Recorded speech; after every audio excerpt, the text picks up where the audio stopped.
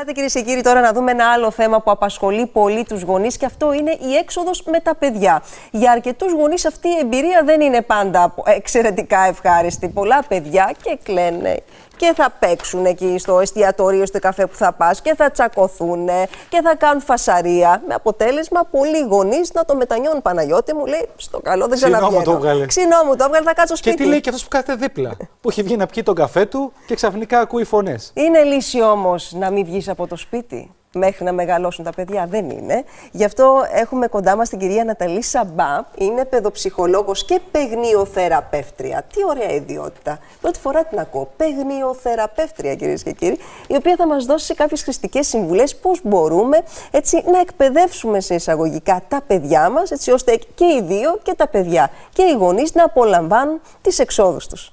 Καλημέρα, καλώς ήρθατε. Καλημέρα σας, ευχαριστώ πολύ για την πρόσκληση. Είναι πάρα πολύ σημαντικό να μπορούν οι γονείς, οι νέοι γονείς, να διασκεδάσουν βγαίνοντας με την οικογένειά τους και συνήθως συναντάμε όλοι δυσκολίες. Οπότε καλό είναι να έχουμε κάνει έτσι σαν γονείς μια προετοιμασία, μιλάω και σαν γονιός και σαν παιδοψυχολόγος, παιγνοθεραπεύτρια. Η ώρα που θα πάμε σε ένα εστιατόριο είναι πολύ σημαντική. Δεν μπορούμε να πάμε όταν ξέρουμε το παιδί μας εκείνη την ώρα είναι νησταγμένο, κουρασμένο ή είναι η ώρα του να κοιμηθεί. Οπότε είναι καλό για να αποφύγουμε τέτοια ξεσπάσματα σε ένα εστιατόριο να έχουμε προβλέψει και να δούμε την ώρα αν όντως... Να σεβόμαστε το πρόγραμμά του, Ακριβώς, έτσι. γιατί είναι πολύ σημαντικό. Το παιδί δεν μπορεί να εκφράσει την κούρασή του αυτή με λόγια, οπότε θα ξεσπάσει με γκρίνια, με κλάματα, με ανάρμοστη συμπεριφορά και καλό είναι να το υπολογίζουμε, να υπολογίζουμε αυτή την κούραση. Είναι πολύ σημαντικό. Όπως επίσης είναι σημαντικό να είμαστε και λίγο προετοιμασμένοι. Δεν μπορούμε να πάμε σε ένα εστιατόριο ή καφέ και να περιμένουμε το παιδάκι να στέκεται έτσι άγαλμα μέχρι να έρθει το φαγητό. Ένα παιδί δεν μπορεί να το κάνει αυτό. Οπότε είναι καλό να έχουμε προετοιμάσει μια τσαντούλα με κάποια παιχνιδάκια που μπορεί να το απασχολήσουν για να αποφύγουμε κινητό και τάμπλετ. Κάποιο επιτραπέζιο έτσι μικρό που μπορούμε να παίξουμε όλοι μαζί. Ένα αγαπημένο κουκλάκι για τα μικρότερα παιδιά. Και καλό είναι να προετοιμάσουμε και αν ξέρουμε ότι θα πάμε στο τάδε μέρος, στο τάδε εστιατόριο, να έχουμε πάρει ένα τηλέφωνο πριν, να δούμε το μενού, να δούμε έχει φαγητά που τρώει το παιδί. Αν πάμε σε ένα μέρος που δεν έχει τίποτα γι' αυτό, και αυτό θα είναι λόγος γκρίνιας και δυσαρέσκειας. Πώς διαχειριζόμαστε, γλυκιά μου, ένα ξέσπασμα με το αδερφάκι, την γκρίνια, το κλάμα, αυτή την αναστάτωση στο τραπέζι? Βλέπουμε πολλούς γονείς, δικαιολογημένα ή όχι, δεν θα το κρίνουμε εμείς αυτό, πολλές φορές να φωνάζουν. Φωνάζουν πιο πολύ από τα παιδιά. Είναι σωστό? Πώς διαχειριζόμαστε τέτοιες στιγμές έντασης σε ένα εστιατόριο ή σε ένα καφέ? Γι' αυτό υπάρχει και αυτό το τσαντάκι με τα απαραίτητα για να το απασχολήσουμε πριν φτάσει στο σημείο του ξεσπάσματος. Αλλά αν φτάσουμε στο σημείο του ξεσπάσματος, καλό είναι με ηρεμία, με αντιπερισπασμό, όταν αλλάζεις ένα θέμα και δεν... Γιατί πολλές φορές τα παιδιά κολλάνε σε ένα θέμα γιατί δεν έχει αυτό έτσι, γιατί δεν είναι αυτό έτσι και εγώ ήθελα κόκκινο καλαμάκι και δεν ήθελα πράσινο καλαμάκι. Οπότε καλό είναι να μπορέσουμε να το αποσπάσουμε την προσοχή με κάτι άλλο, με μια συζήτηση.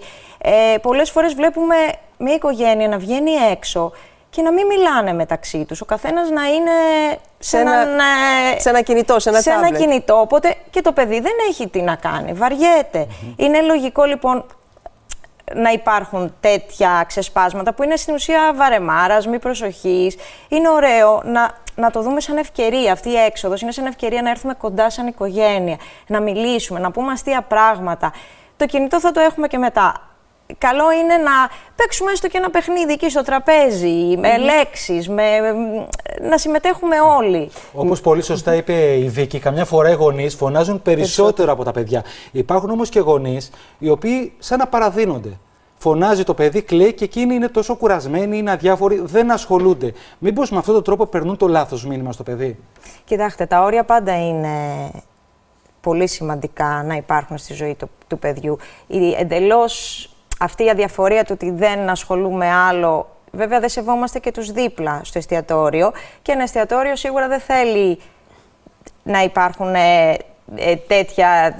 τέτοιου είδους πελάτες, ας το πούμε. Καλό είναι ένα παιδί καταρχήν συμπεριφέρεται όπως έχει μάθει από το σπίτι. Όταν είναι εξοικειωμένο από πολύ μικρό να πηγαίνει σε εστιατόρια, να πηγαίνει σε καφέ, να είναι με κόσμο και να έχει μάθει αυτό το πράγμα, θέλει εξοικείωση. Είναι θέμα πρακτικής. Όταν ένα παιδί λοιπόν είναι σε τέτοιους χώρους από μικρό, μετά όταν φτάσει 5-6 ξέρει πολύ καλά πώς πρέπει να συμπεριφερθεί και σίγουρα αυτό που βλέπει αυτό κάνει. Και οι γονείς πρέπει αντίστοιχα να συμπεριφέρονται με έναν κόσμιο τρόπο όταν βγαίνουν έξω και να σέβονται τους άλλους για να τους σέβονται. Και είναι και σημαντικό να αναζητούμε χώρους οι οποίοι είναι όσο το δυνατόν πιο φιλικοί απέναντι στο παιδί. Γιατί, κυρία Σαμπά, τελευταία έχουμε δει και πολλές επαγγελματικές κατηγορίες να κατατάσσουν τους γονείς με τα παιδιά στους μη επιθυμητούς. Ξενοδόχοι, φέρνω ως παράδειγμα, δεν δέχονται οικογένειες αν έχουν παιδιά, δεν δέχονται ζευγάρια με τα παιδιά τους. Το είδαμε και αυτό. Έτσι ακριβώς, και γι' αυτό φτιάξαμε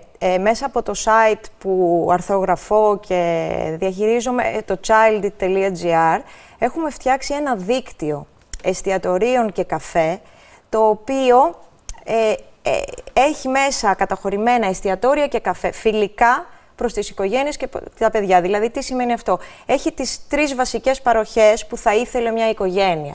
Χώρος μη καπνίζοντων, που είναι με τον νόμο θα έρθει και αυτό έτσι πιο αυστηρά. Καθισματάκια για τα παιδιά, γιατί δεν μπορείς να περιμένεις ένα παιδάκι να κάτσει σε μια κανονική καρέκλα. Φεύγει, δεν έχει ισορροπία, χρειάζεται το καρεκλάκι του κι αυτό. Πρέπει να το σεβόμαστε το παιδί. Όπως και αλλαξιέρα.